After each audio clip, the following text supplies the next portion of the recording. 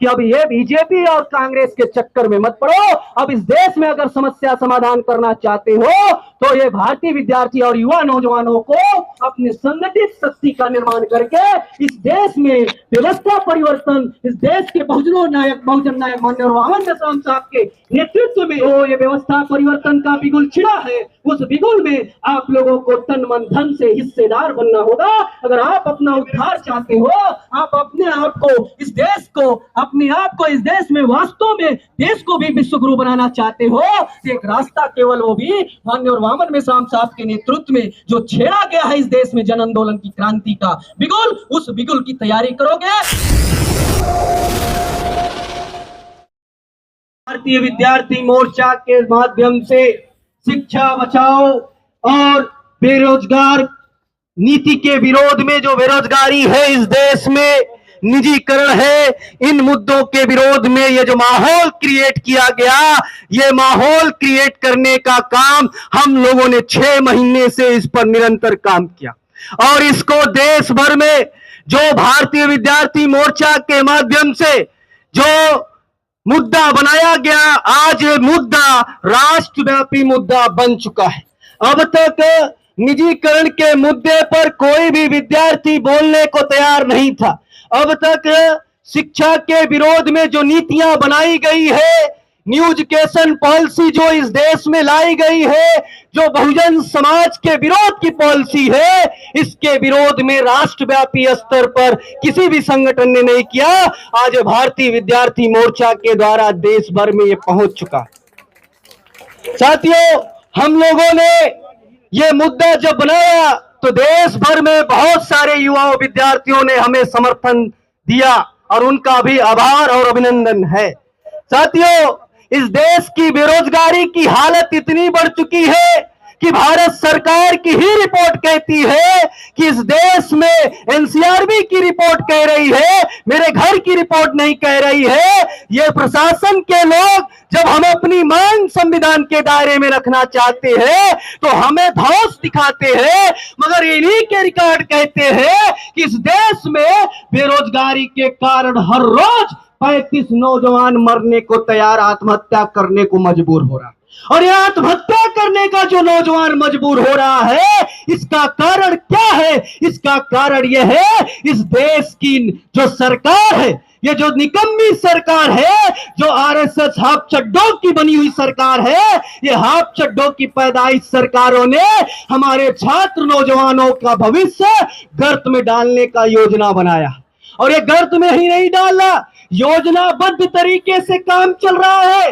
आपको new education policy के according आपको आने वाले समय में 10 साल के अंदर आपको पता चल जाएगा। अभी आना शुरू हुआ परिणाम, आपको 10 साल के अंदर ये परिणाम पता चल जाएगा कि जो आप अपने बेटे को डॉक्टर इंजीनियर बनाना चाहते हो, ये प्रशासन के भी लोग अपने बेटे को डॉक्टर इंजीनियर बनाना चाहते होंगे, मगर आज उसी डॉक्टर इंजीनियर को बनाने के लिए कम से कम 90 लाख रुपए एक डॉक्टर को बनाने के लिए तैयार करना पड़ता। इतनी शिक्षा मांगी हो गई है। एक छोटे क्लास का बच्चा जिसकी उम्र 5 से 7 साल की भी बीच की होगी, वो कॉन्वेंट स्कूल में पढ़ता होगा, उसकी भी फीस यही कर्मचारी के लोग देते होंगे, कम से कम महीने का 10,000 रुपए देते होंगे।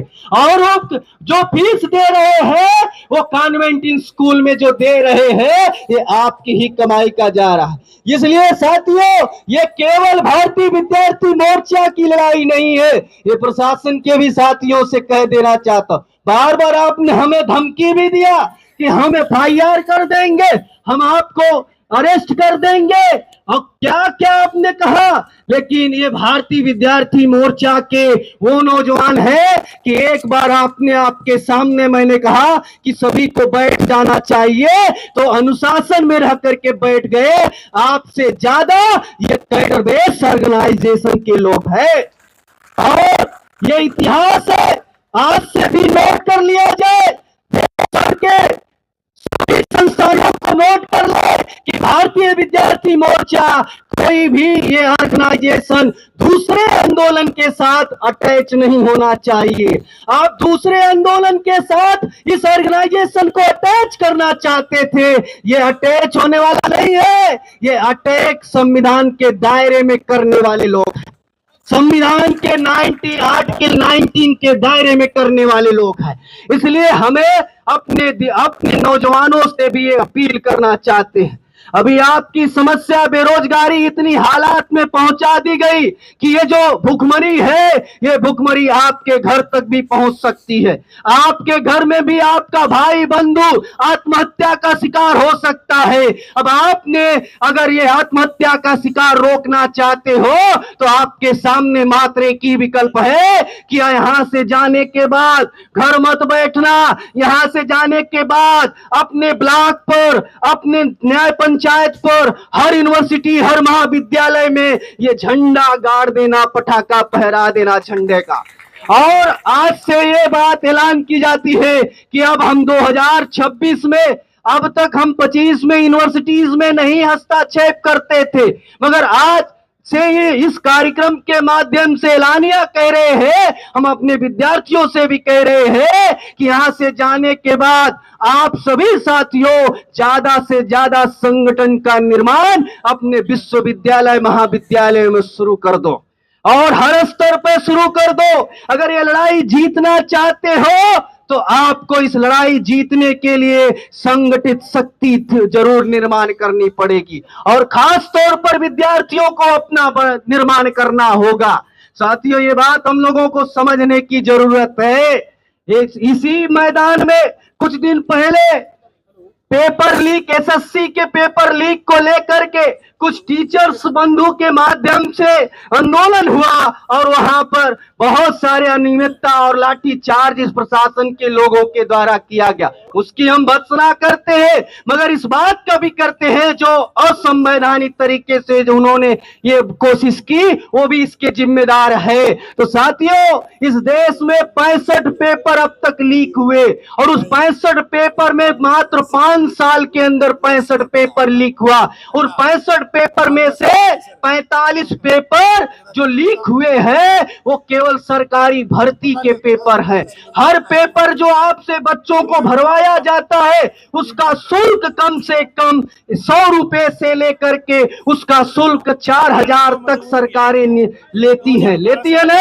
आप भरते होंगे नौकरियों के लिए आवेदन, और ये आवेदन के नाम से, सुविधा शुल्क के नाम से, परीक्षा के नाम से ये सरकार, निकम्मी सरकार, इस बेरोजगार नौजवानों से खून चूस करके पैसा लेती है और पैसा लेने के बाद इन्हीं पैसा को वो गटक जाती है और 45 पेपरों को निरस्त कर दिया जो सरकारी भर्ती।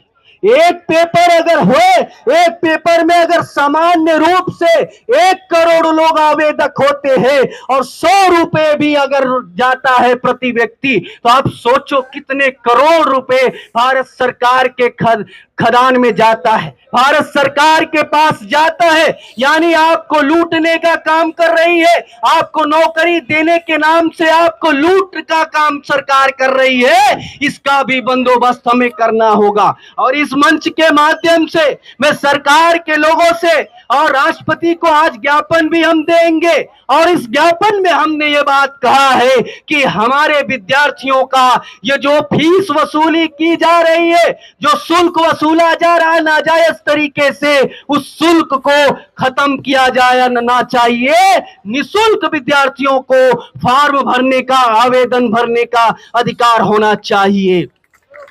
उसकी क्राइटेरिया आप निर्धारित करो।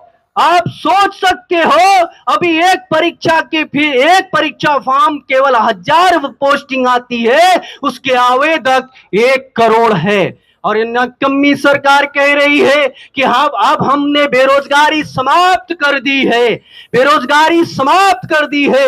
हर रोज पेपर में रिपोर्ट आता है कि बेरोजगारी कम हो रही है, मगर साथियों अगर बेरोजगारी कम हो रही है तो आवेदक की संख्या कैसे बढ़ रही है?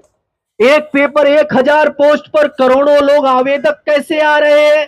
अरे आवेदक कितने बढ़ जा रहे हैं कि भारत सरकार रेलवे मंत्रालय 1,35,000 वैकेंसी को क्लियर कराते कराते कराते 5 साल लगा दिया। उनकी परीक्षा लेते लेते, उनका रिजल्ट आउट करते करते ये हालात है देश की। ये चले थे विश्व गुरु भारत को बनाने के लिए। साथियों, शुरू हुई थी, नरेंद्र मोदी ने 2014 में कहा था कि हम 2 करोड़ नौकरियां देंगे। जिस नरेंद्र मोदी ने आपको कहा 2 करोड़ नौकरियां देंगे, सीएमआई की रिपोर्ट कह रही है 1 करोड़ 50 लाख नौकरियां 2018 तक इस नरेंद्र मोदी ने खत्म कर दिया। ये रिपोर्ट कह रही है, सीएमआई की ही कह रही है कि ये नरेंद्र मोदी आपको जब कहा 2 करोड़ नौकरियां देने के लिए, इसका मतलब उल्टा समझो वो लेने के लिए कह रहा है, वो लेने के लिए कह रहा। तो नौजवानों, जब भी आपको कहेगा ये इनकी सरकारें, निकम्मी सरकारें, जब भी आपको कहेगी कि हम नौकरियां देंगे, तो समझ लेना आपकी नौकरियां छीनने की बात हो रही है। इसलिए सावधान हो जाना, इनके झांसे में मत पड़ना। और एक बात और, अंतिम बात कहना चाहता हूं, आजकल कुछ नौजवान, कुछ लोग एक तरीके से उनको नशा का एक भांग पिलाया जा रहा है कि अगर बीजेपी की सरकार की वजह से हमारी समस्याएं बढ़ रही, हमारी समस्याएं बीजेपी की वजह से बढ़ रही है। बात सही है कि बीजेपी की वजह से बढ़ रही है, मगर पूरी बात सही नहीं है। आज अगर बेरोजगारी खड़ी हुई है तो इसका जिम्मेदार कांग्रेस भी है। 1991 में इसी कांग्रेस ने इसी संसद में बजट पेश करके लाया था। बजट पेश करते समय आपको एलपीजी नाम का कानून लाया, लिबरलाइजेशन, प्राइवेटाइजेशन, ग्लोबलाइजेशन लाया, और इस लाने की वजह से ये सारे विभागों को प्राइवेट में देना शुरू किया। तो जहां जो आज हमारे पढ़े लिखे कुछ अपने आप को उनके हरिजन होंगे, लेकिन हमारे समाज के लोग किसी की हरिजन और दलित नहीं है। ये हमारे विद्यार्थी के समाज के लोग किसी के हरिजन और किसी के दलित नहीं है। इनका संवैधानिक बाबा साहब अम्बेडकर ने पहचान दिया है, शेड्यूल कास्ट और शेड्यूल ट्राइब पहचान दिया है। हमें दलित मत कहो, हमें किसी का हरिजन मत बनाओ। हम इस देश के संविधान के दायरे वाले शब्द का प्रयोग करते हैं। तो आज उसका एक आदमी कहता है कि कांग्रेस इन्हें ही सब कुछ दिया, तो हम कहते हैं कांग्रेस ने केवल बैंक का नेशनलाइजेशन किया, और बाद में 1991 में उसी कांग्रेस ने एलपीजी ला करके उसी नौकरियों को छीन लिया। जो तो दिया वो 5 साल के बाद छीन लिया, तो क्या मिला? कटोरा, वो कटोरा मिला।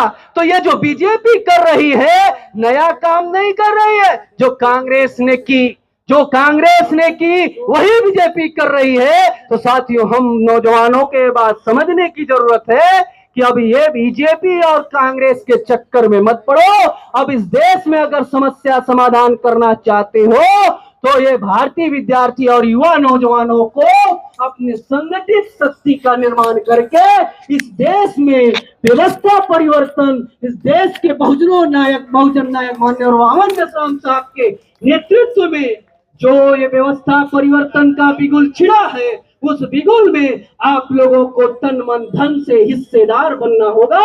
अगर आप अपना उद्धार चाहते हो, आप अपने आप को इस देश में वास्तव में देश को भी विश्व गुरु बनाना चाहते हो, तो एक रास्ता केवल वो भी माननीय वामन मेश्राम साहब के नेतृत्व में जो छेड़ा गया है इस देश में जन आंदोलन की क्रांति का बिगुल, उस बिगुल की तैयारी करोगे। अगर ये तैयारी सफल होती है तो हमारी सारी समस्याओं का समाधान होगा। आपने हमारी बात सुनी, बहुत बहुत धन्यवाद।